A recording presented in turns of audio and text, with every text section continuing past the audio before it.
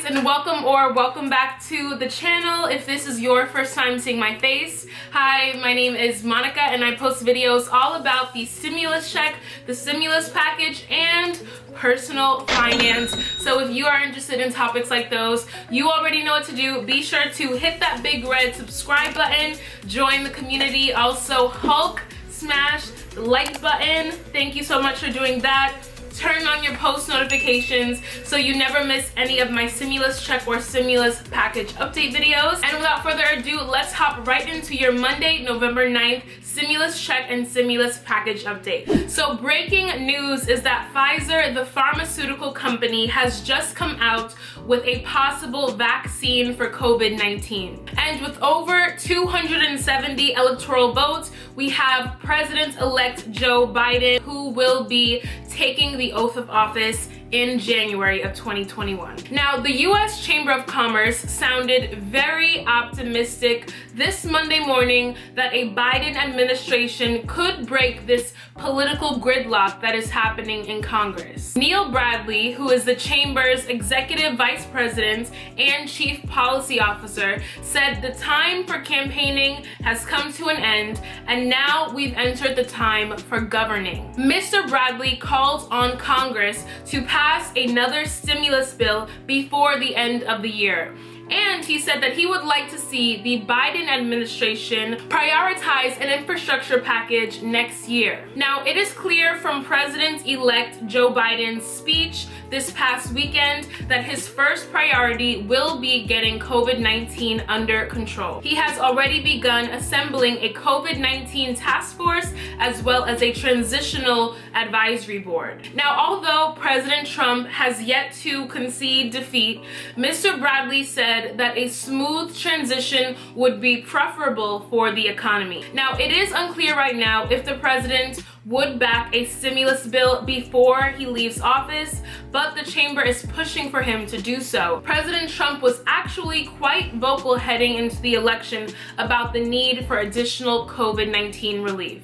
Now, on to stimulus checks and our economy. The Senate Majority Leader Mitch McConnell indicated a desire on Wednesday to pass a new stimulus bill before the end of the year. Now, based on the quote-unquote stunning job numbers, he said that stimulus should be relatively small. And it is possible that when the coronavirus calms down, the economy will snap back to health on its own, particularly if the Biden administration handles the public health policy effectively. Now, currently, we are in the lame duck session, and that is when some of the current people in office will be leaving soon. The goal right now is for Congress and the president to pass a stimulus bill before January that will include a second stimulus check. Now, on to money markets. Global markets soared today after two major concerns were addressed. The first being the presidential election outcome, and the second being a possible vaccine for COVID-19. Stocks rocketed even higher after the pharmaceutical company Pfizer said early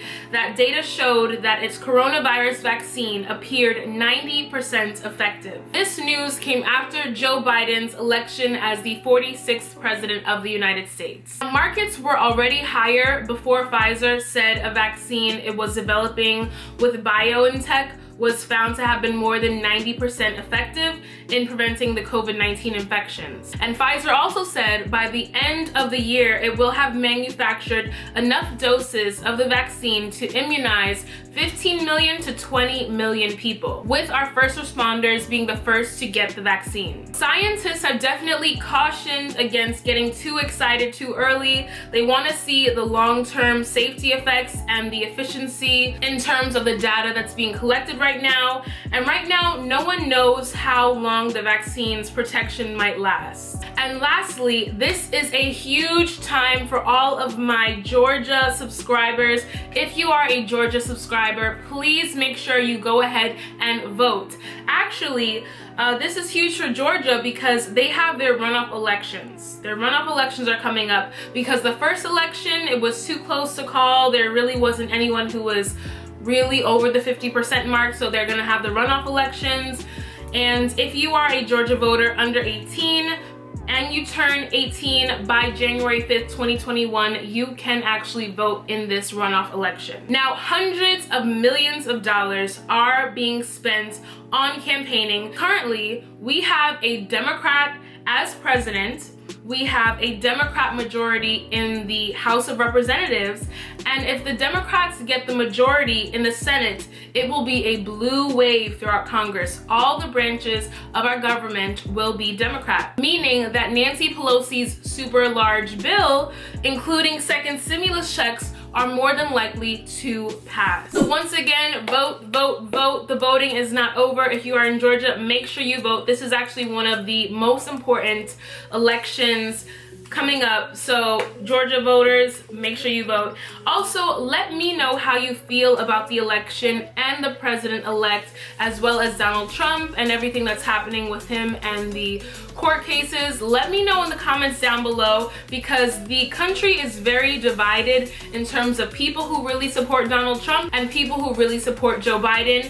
I do think it's important that we come together, that we work together so that we can get something passed and get something done for the greater good of the country. It's not about the red and the blue, it's about the red, white, and blue. So definitely let me know your thoughts in the comments down below. Once again, thank you all so much for 15,000 subscribers.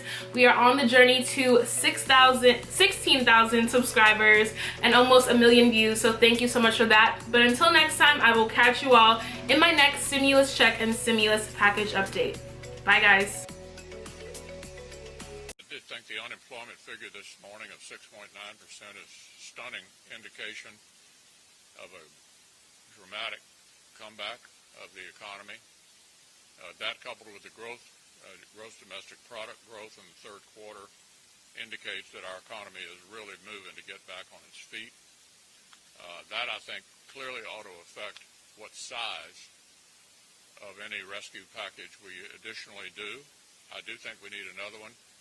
But I think it reinforces the argument that I've been making the last few months that something smaller, rather than throwing another $3 trillion at this issue, is more appropriate, with it highly targeted toward things that are directly related to the coronavirus.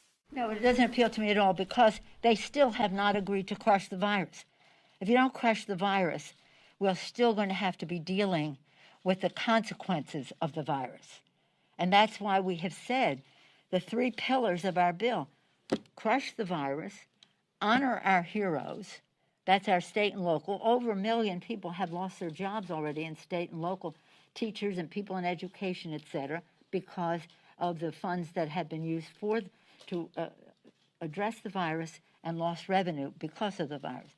So no, that isn't anything that we should even be looking at. It wasn't the right thing to do before.